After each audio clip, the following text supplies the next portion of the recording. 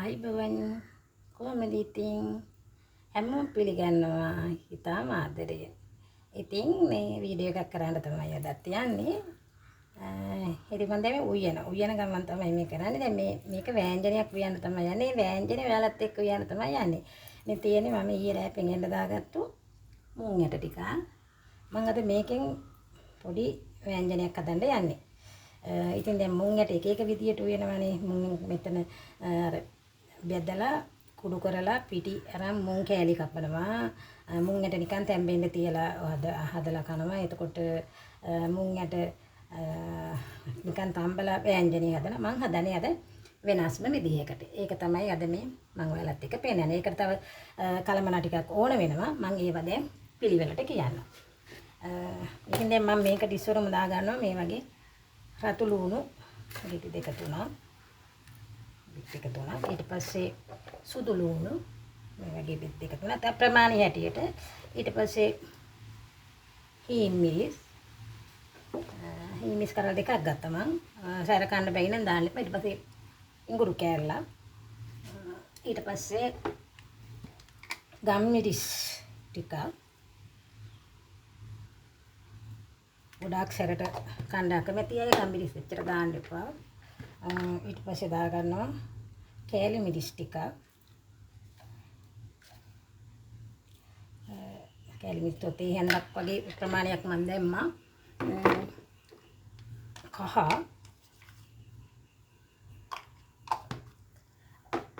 තුන පහ දාගත්තා. දාගෙන ඊට පස්සේ මම මේකට දා ගන්නවා දාගත්තු පොල් ටිකක්. ටිකකුත් දා ගන්නවා. දාගෙන ඊට පස්සේ කරපිංචා. රාම්පණේකට දාලා අඹරන්න එපා. ඊට පස්සේ දාලා ලුණු දැම්මත් කමන්නේ. පස්සේ ව්‍යංජනේ අනනකොට දාන්නත් පුළුවන් අපිට. ඒකින් නම් මම දැන් මේක ලුණු දාන්නේ නෑ දැන්.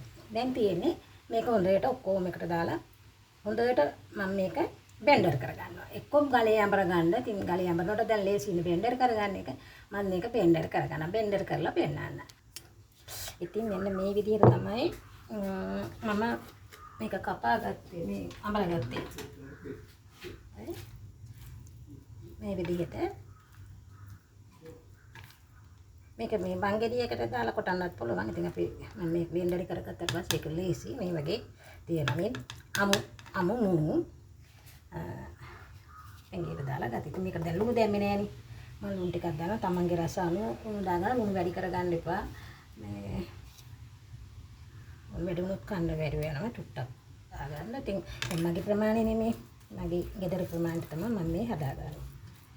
ඊට පස්සේ ලුණු හොඳට මිශ්‍ර කරලා දැන් සමහර අය මෙහෙමත් කරනවා. දැන් මේකට පුළුවන් නිකන් කොටලා පස්සේ පොල් කිරෙන් අනන්න. දැන් මම මේක පොල් දාලා කොටන නිසා මේකට මම පොල් කිරි දාන්නේ නැහැ. පොල් දාලානේ කෙටුවේ. ඒක නිසා.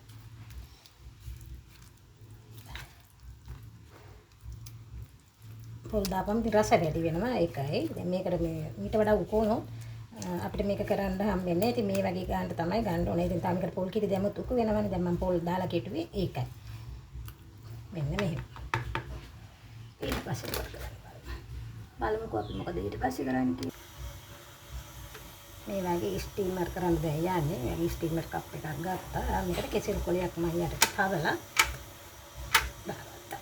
දාගෙන ඉතින් මේක දාන්න තමයි යන්නේ.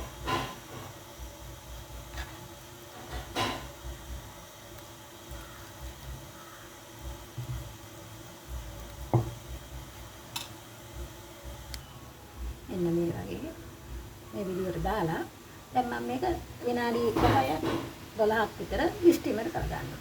ස්ටීමර් කරලා මෙන්න මේ වගේ තමයි තඹ ගත්තට පස්සේ එලෙන්නේ මෙන්න මේ විදිහට. විනාඩි 15ක් ගියේ නෑ. විනාඩි 10ක් වගේ එනකොට මට තඹ ගන්න පුළුවන් වුණා. ඊට වඩා තඹ ගත්තා තමයි නෑ. ඉතින් ඒකට ඉතින් මෙච්චර පිට වඩා තඹෙන්නේ නෑ ඉතින්. අතේ යන්නේ නෑ. ඒ කියන්නේ තැඹිලා.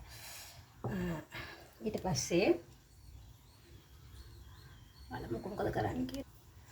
ඊට පස්සේ මේක කෑලි වලට කපා ගන්නවා. මේක මේ දන්නවා ඔයාලා දන්න විදියක් නැහැ. අපි සමහර අය කරන්නේ මේක මේ අර බැදලානේ කුඩු මුං කුඩු පිටි අරගෙන නේ කරන්නේ. දැන් මම කරේ මුං ඇට ඊරැපෙන් ඒකට දාලා අමු මුං ඇට තමයි මේ බැද්දේ නෑ. අමු මුං ඇට තමයි ගත්තේ. දැන් මේක මේ පොඩි පොඩි මේක හරි අස්සන්නයි.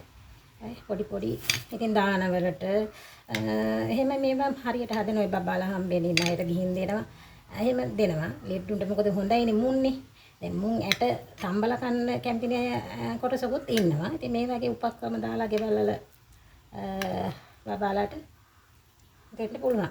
ඉතින් මේක කපා ගන්න ඕන ඉස්සරම කෑලි. මෙන්න මේ වගේ කෑලි කපා ගත්තා. පොඩි පොඩි කෑලි වලට ඉතින් කපා ගන්න මහ ලොකු දෙයක් නෙමෙයි ඔක. ඊට පස්සේ නේද තෙල් එක ඇතුළේ තේ තිබ්බම තෙතුත්යි දාගත්තේ. ගොඩක් නෙමෙයි දාගෙන මේකට දාගන්න ඉස්සරම හදලා. අර ගොඩන්නේ ඉතින් අද ටිකක් දාගත්තා. රසයෙන් අප ගන්න අතම තියගෙන ගන්න ඉස්සර කමන්නේ මෙහෙම දාන මම දාන හැම එකම දාන්න ඕනේ නැහැ ඉතින්. මගේ අපම රස ඒකයි මම ගන්නේ. අර හිතේ දාන පතරයල අව මම අහලා තියෙන විදිහට අබ හොඳයි කියනවා. අබ සීතලයි කියනවා. ඔය දියරදියාම තියෙන විදිහට අබ කන්ද කටම හොඳයි කියලා කියනවා.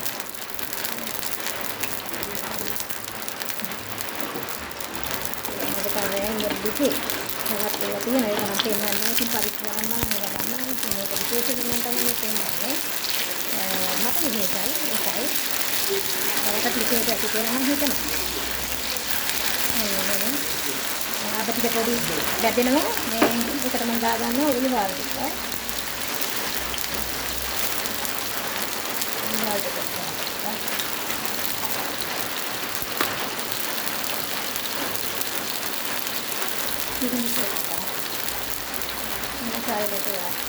ඊට පස්සේ මේ තියෙන්නේ මේ සුදු ලුණුයි හේන් මිරිසු එකට කොටන්න. ඉතින් කොටුවම හරි රසයි මේ පෙරක දාපුවා. මම ඉතින් එහෙම තමයි ගොඩක් දුරට මෙයා කරන්න ඔයා බලන්න. හරියි ඉතින්.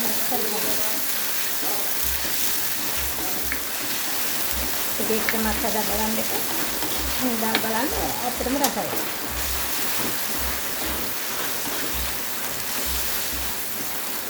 සුදුමෝටි කර වෙන්න ඉතින් කර වෙන්නේ මම සුදුමෝටි කර වෙලා ඊට පස්සේ මම දානවා මේකට ජීලුණු ටිකක් කපාගත්ත ඊට පස්සේ රම්ප කරපින් දෙන්නේ ඉතින් දැන් මේක ටිකක් හොඳට තෙන්නා දෙන්න අරින්න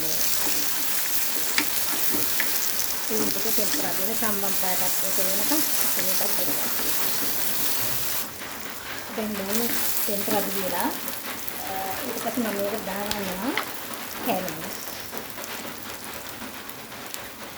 කැලමිස් ගොඩක් දාගන්නේ. ඒකයි මොකද දැන් අපි අරකට ගම්මිදී හැමදේම දාගන්න තියෙන්නේ දැක්කනේ. අපි ඒක දාලා තියෙන එක සැරට තියෙනවා. ඒක නිසා මේකට පොඩ්ඩක් දාගන්න මොකද මේ වැඩිමත් සැර ඒක නිසා තව ලුණුත් එහෙමයි මේ මොකද ලුණු අපි දාලා තියෙන්නේ අර මිශ්‍රණයට. මුං කැට වලට ලුණු දාලා තියෙන්නේ. ඒක ඉන්න මෙහෙත් ගානේ පරිස්සමට මොකද වැඩි වෙනත් තියෙන්නේ කල්පනාවෙන් දාන්න ඕනේ. ඊට පස්සේ දාන්න එකට මුං කැලි කපාගත්තු මුං කැලි දාන්න.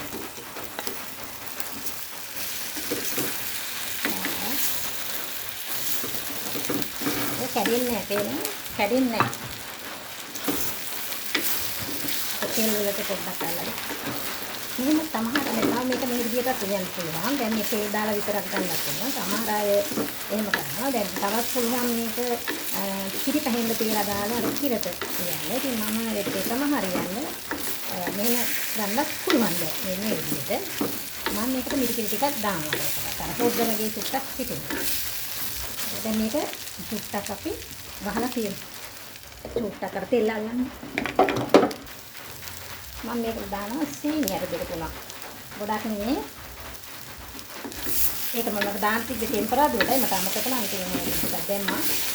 ටෙම්පරාදුර දැම්මට කමන්නේ. දැන් මම මේක දැන් හරි දැන් අපි මේක ඉතිලා මේක තෙල් අල්ලලා මේ තියෙන්නේ මේ කෑලි වලට. දැන් මම දාගන්නවා මේ ටික. මේ ටිකම ඕනේ. ඉතින් අපි දැන් මේකට පොල් දාලානේ කොටලා තියෙන්නේ. මේ ටික නැතුවට කමන්නේ. පව් කිරි කියන්නේ අර දිය කිරි නැතුව ටිකක් දැම්මට කමන්නේ. ඉතින් මේ රස වෙනවා. ඒ පොල්ලා නම් මම කන්න හොඳ නැති අය ඉතින් ටිකක් පොල් කිරි මම මේක තා ටිකක් දාන්න. දාලා පැහැෙනවනේ කිරි. දැන් මේකට කහ පාට මට ඔයාලට තියෙන දන්නේ මට කහ පාට. මම කහ ටිකක් දාන්න. කහ පාට වෙන්න. ඉතින් කැරි වලට දැම්මට දැන් මේ ලස්සන පාටක් ආවේ.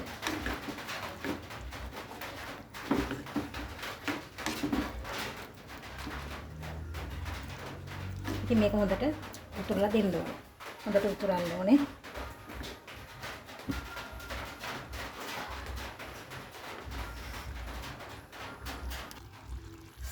මෙන්න මෙහෙම තමයි මගේ මුං කැට මාළුව ආවේ. ඉතින් මේකට සමහර මුං මස් කියනවා, මුං කැට කියනවා, මුං කැට කිරි හොදි කියනවා, එක එක ඒවා කියන. ඉතින් මේක මුං මස් එක විදිහට නෙමෙයි මම මේක ඉුවේ. මේක මුං කිරි හොදි වගේ කිර රහටයි මම මේක කිරි රසයි. මීට දැම්මේ නෑනේ මම කැරි මේ චූට්ටන දැම්මේ.